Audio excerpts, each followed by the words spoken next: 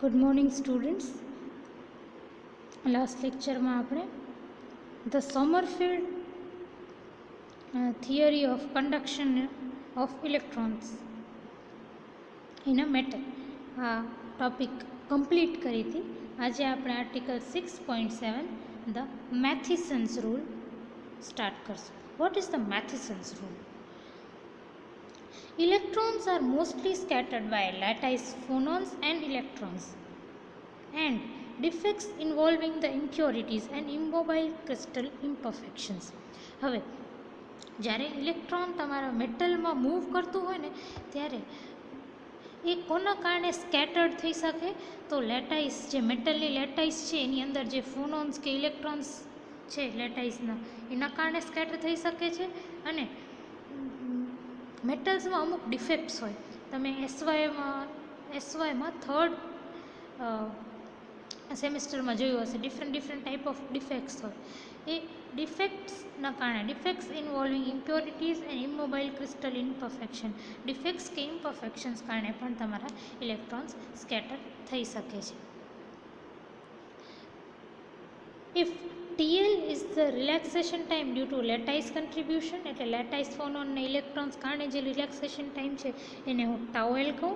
અને ડિફેક્ટ્સ ઇન્વોલ્વિંગ ઇમ્પ્યોરિટીઝ એટલે જે એના કારણે જે રિલેક્સેશન ટાઈમ છે ને ટાઉ આઈ કહું. That is relaxation time due to contribution of impurities. ઇમ્પ્યોરિટીઝના કારણે જે રિલેક્સેશન ટાઈમ છે એને હું ટાઉ આઈ કહું. તો ટોટલ રિલેક્સેશન ટાઈમને હું આ રીતે લખી શકીશ: 1/tau is equal to 1/tau L plus 1/tau I. Relaxation time due to lattice contribution and relaxation time due to impurities. એના કારણે જે નેટ રિલેક્સેશન ટાઈમ છે due to scattering is 1/tau is equal to 1/tau L plus 1/tau I.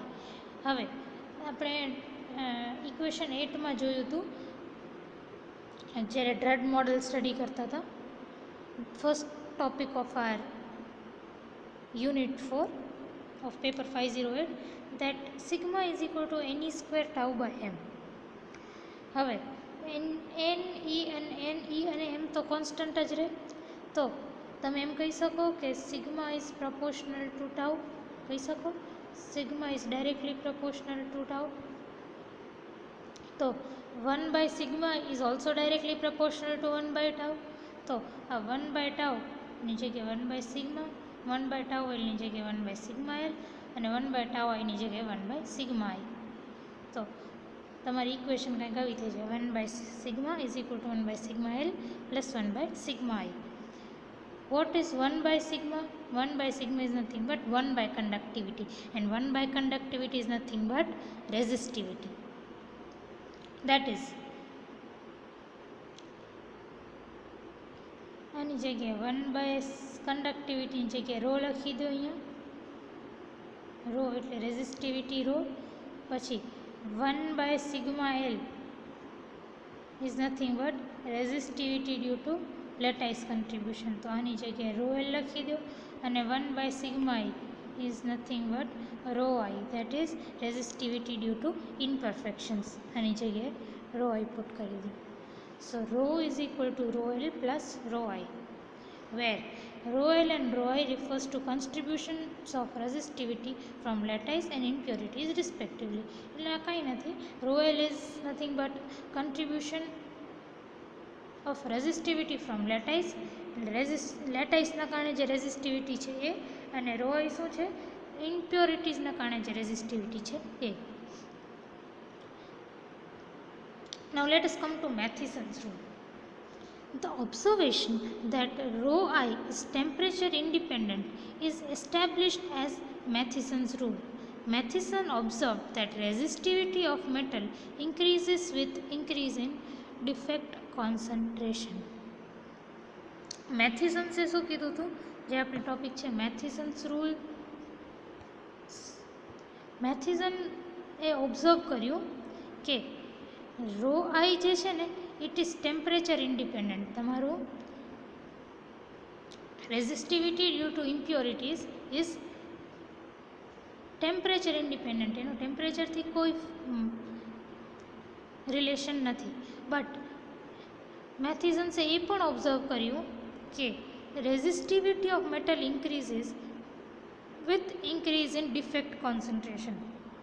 જેટલા વધારે તમારા ક્રિસ્ટલમાં ઇમ્પ્યોરિટીઝ કે ડિફેક્ટ્સ હોય, defect concentration જેટલી વધારે હોય તમારા મેટલમાં, એટલી જ વધારે તમારા મેટલની રેઝિસ્ટિવિટી હોય. તો આ છે તમારો મેથિસન્સ rule. Now let us come to Article 6.8, that is the thermoelectric effects. What are the thermoelectric effects? Thermo અને ઇલેક્ટ્રિક નામ જોઈને જ તમને સમજાઈ જાય. It has something to do with thermo એટલે ટેમ્પરેચર એન્ડ ઇલેક્ટ્રિક એટલે ઇલેક્ટ્રિસિટી. તો કંઈક ટેમ્પરેચર અને ઇલેક્ટ્રિસિટીથી લેવા દેવા છે થર્મો ઇલેક્ટ્રિક ઇફેક્ટ્સમાં. થર્મો ઇલેક્ટ્રિક ઇફેક્ટ્સને આપણે સ્ટડી કરશું. The thermoelectric behavior of metals is described mainly in three parameters. Thermoelectric behavior. Thermoelectric behavior એટલે શું? થર્મોઇલેક્ટ્રિક તમે વિચારો ને, જેવી રીતે નામ છે થર્મો અને ઇલેક્ટ્રિક, ટેમ્પરેચર એન્ડ ઇલેક્ટ્રિસિટીનું થી કંઈક લેવા દેવા હશે. તો કાં તો ટેમ્પરેચર ઇન્ડ્યુસ કરવાના કારણે ઇલેક્ટ્રિસિટી મળે, કાં તો ઇલેક્ટ્રિસિટી તમે અપ્લાય કરો તો ટેમ્પરેચર ડિફરન્સ પ્રોડ્યુસ થાય. બે વસ્તુ થઈ શકે. કાં તો તમે ટેમ્પરેચર ડિફરન્સ પ્રોવાઈડ કરો ને કંઈક ઇલેક્ટ્રિસિટી પ્રોડ્યુસ થાય તો પણ થર્મો ઇલેક્ટ્રિક કહી શકાય. કાં તો તમે એ મેટલ કે રોડને તમે ઇલેક્ટ્રિસિટી આપો ને એના બે બાજુ ટેમ્પરેચર ડિફરન્સ જનરેટ થઈ જાય. આ બંને કેસીસમાં તમે એને થર્મો ઇલેક્ટ્રિક ઇફેક્ટ કહી શકો. અને આ થર્મો ઇલેક્ટ્રિક બિહેવિયર છે મેટલનું, એને સ્ટડી કરવા માટે આપણે 3 પેરામીટર્સ ડિસ્ક્રાઇબ કરવા પડશે. First is thermo electric power, second is Thomson coefficient and third is Peltier's coefficient. We'll start with 6.8.1 thermoelectric power.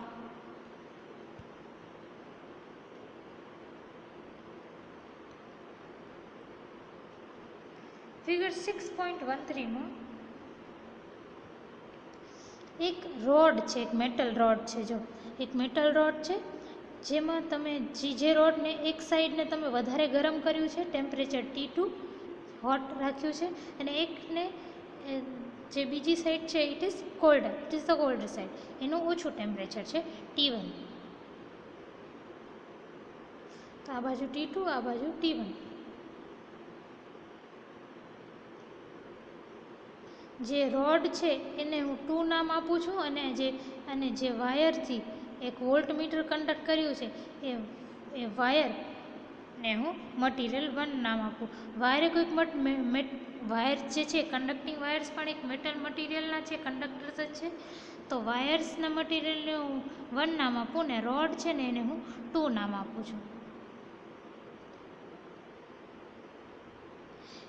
Electrons at hot end on the average are at higher energies. જેટલું વધારે temperature હોય electron પાસે એટલી વધારે એના પાસે energy હોય.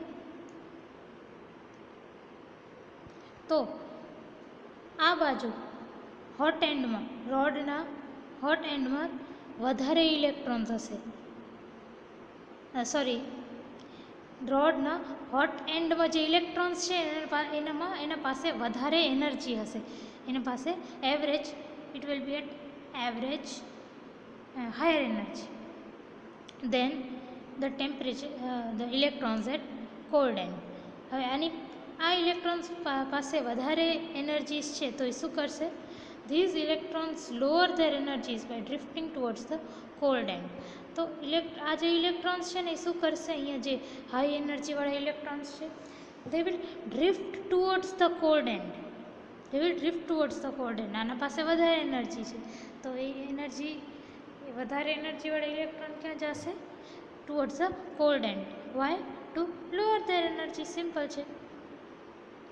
તો the hot end thus becomes positively charged and cold end negatively charged.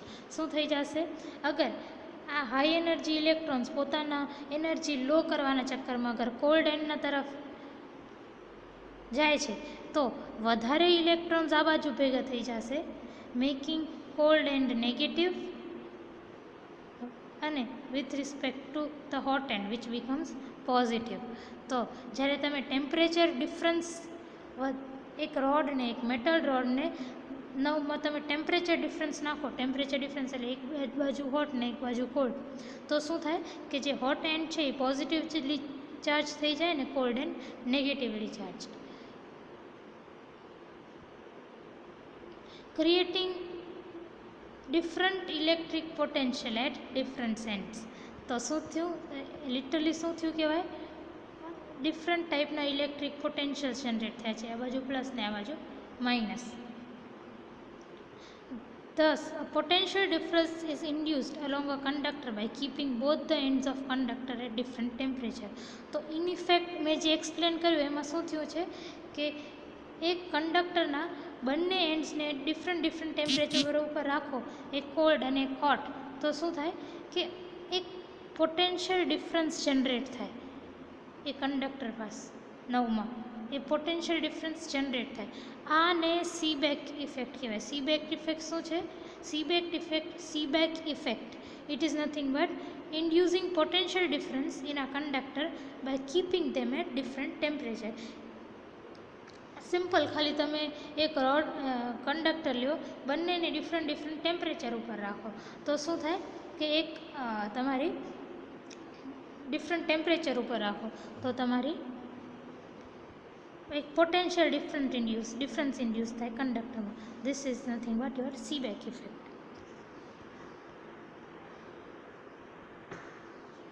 The magnitude of induced difference of potential V2 depends entirely on the temperature difference T2 minus T1 and remains unaffected by any change in temperature distribution along the bar.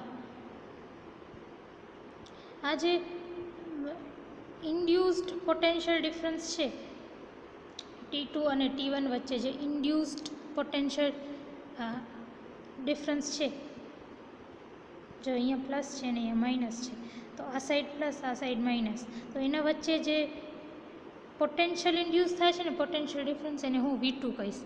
હવે આ V2 છે ને ખાલી T2 minus T1 ઉપર dependent હશે. કોના ઉપર dependent હશે, difference of temperature between the two ends, એના ઉપર જ ડિપેન્ડન્સ હશે કે હોટ એન્ડનું કેટલું ટેમ્પરેચર છે ને કોલ્ડ એન્ડનું કેટલું ટેમ્પરેચર છે, બસ એના ઉપર જ ડિપેન્ડન્ટ હશે, બીજી કોઈ જ વસ્તુ ઉપર ડિપેન્ડન્ટ નહીં હોય. That is the magnitude of induced difference V2 depends entirely, પૂરી રીતે એ ખાલી temperature difference T2 minus T1 ઉપર જ ડિપેન્ડ કરે છે. A voltmeter connected to measure the induced voltage show no deflection if the connection wires are of same material as of the rod. હવે ધારો કે તમે રોડમાંથી બે વાયર્સમાંથી વાયર્સ કાઢો બંને સાઈડથી અને એક વોલ્ટમીટર જોડી દો. ધારો કે આ રોડ જે મટીરિયલનું છે એ જ મટીરિયલના તમારા વાયર્સ બનેલા હોય તો તમારા વોલ્ટમીટરમાં કોઈ ડિફ્લેક્શન શો ન કરે, નો deflection at all.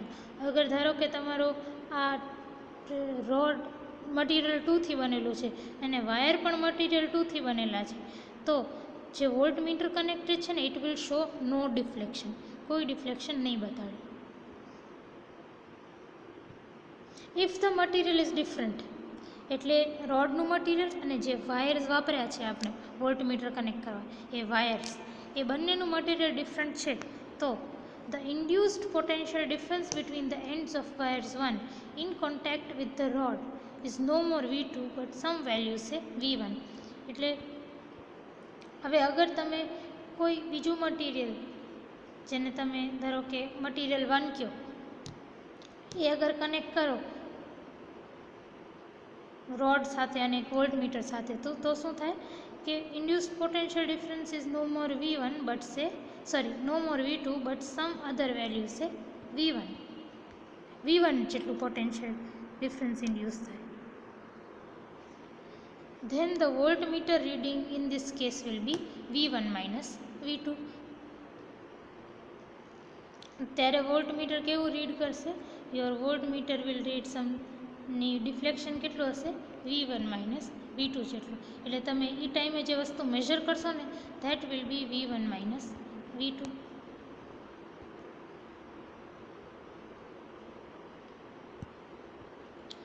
The difference of potential V1 minus V2 denoted by V12. હવે આ જે ડિફરન્સ ઓફ પોટેન્શિયલ છે ને V12 એને તમે V12 તરીકે લખો, V1 માઇનસ V2. V1 શું છે કે તમે વાયર્સ, વોટ ઇઝ V1? કે તમે વાયર્સ કોઈ ડિફરન્ટ મટીરિયલના વાયર્સ થ્રુ જ્યારે વોલ્ટમીટર કનેક્ટ કર્યો ત્યારે તમારો ઇન્ડ્યુસ્ડ પોટેન્શિયલ ડિફરન્સ છે V1.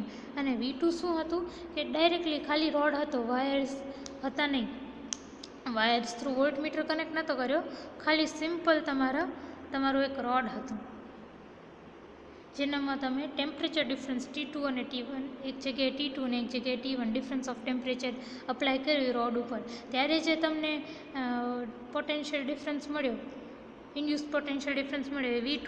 પછી કોઈક ડિફરન્ટ મટીરિયલનો વાયર કનેક્ટ કર્યો ત્યારે જે ઇન્ડ્યુસ પોટેન્શિયલ ડિફરન્સ મળ્યું એ V1. તો એ બંનેના વચ્ચેના ડિફરન્સને હું V12 તરીકે લખીશ. The difference of the potential V1 minus V2 denoted by V12 rises monotonically with temperature T2 minus T1. V1 minus V2, the temperature difference V12 rises monotonically with T2 minus T1, the temperature difference. So, potential difference rises monotonically with temperature difference. Now, the rate of change of induced voltage V12 with temperature difference defines the thermoelectric power S12 of junction 1-2. હવે આપણે આપણા topic ઉપર આવીએ, thermoelectric power કેવી રીતે define કરીએ છીએ. Thermoelectric power S12 is the rate of change of induced voltage V12, that is dV12, with the temperature difference એટલે dt. Rate of change of induced voltage V12 with temperature difference defines the thermoelectric power S12 at the junction 1 and 2. So, S12 is dV12 by dt. V12 is nothing but your difference of potential V1 minus V2. તો V12 ની જગ્યાએ V1 minus V2 put કરીએ તો S12 is equal to dV1 by dt minus dV2 by dt. હવે dV1 by dt is S1, it's called S, and dV2 by dt is S2. So your S12 is equal to S1 minus S2. What are S1 and S2? S1 and S2 are the bulk thermoelectric powers of materials to which the wires and rod belong respectively. એટલે S1 શું છે? Wires. One આપણે વાયરના મટીરિયલને આપણે one કહીએ છીએ, તો વાયરના મટીરિયલનો થર્મોઇલેક્ટ્રિક પાવર S1 છે, અને 2 કોને કહીએ છીએ? રોડને કહીએ છીએ. તો S2 શું છે? રોડના મટીરિયલનો થર્મોઇલેક્ટ્રિક પાવર. અને આ V12 ને શું કહેવાય? V12 is also cold CBAC potential. આ જે પોટેન્શિયલ ડિફરન્સ ઓફ પોટેન્શિયલ છે ને V12, V1 માઇનસ V2, એને આપણે સીબેક પોટેન્શિયલ પણ કહી શકીએ. Equation 155 emphasizes that thermoelectric property is not a property of junction. Thermoelectric power is not a property of junction. આ બરાબર ધ્યાનમાં રાખજો. ઇક્વેશન 155 થી તમને ખબર પડશે કે થર્મોઇલેક્ટ્રિક પાવર છે ને it is not a property of junction. જંક્શનની પ્રોપર્ટી નથી. It is immaterial whether the junction is soldered, brazed, spot welded or fused.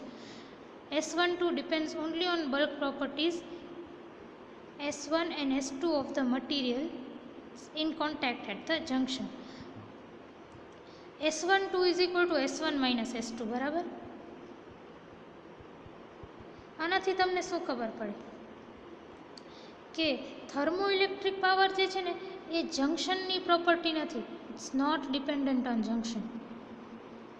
એ ખાલી S1 માઇનસ S2 એટલે કે વાયરનો થર્મોઇલેક્ટ્રિક પાવર અને રોડના થર્મોઇલેક્ટ્રિક પાવર ઉપર જ ડિપેન્ડ કરે છે. એ બંને વાયર, રોડ અને વાયર એ કઈ રીતે બનેલા છે, સોલ્ડર્ડ કરેલા છે, સ્પોટ વેલ્ડેડ છે, ફ્યુઝડ છે, જંક્શન કઈ રીતે બનેલું છે એના ઉપર ડિપેન્ડ નથી.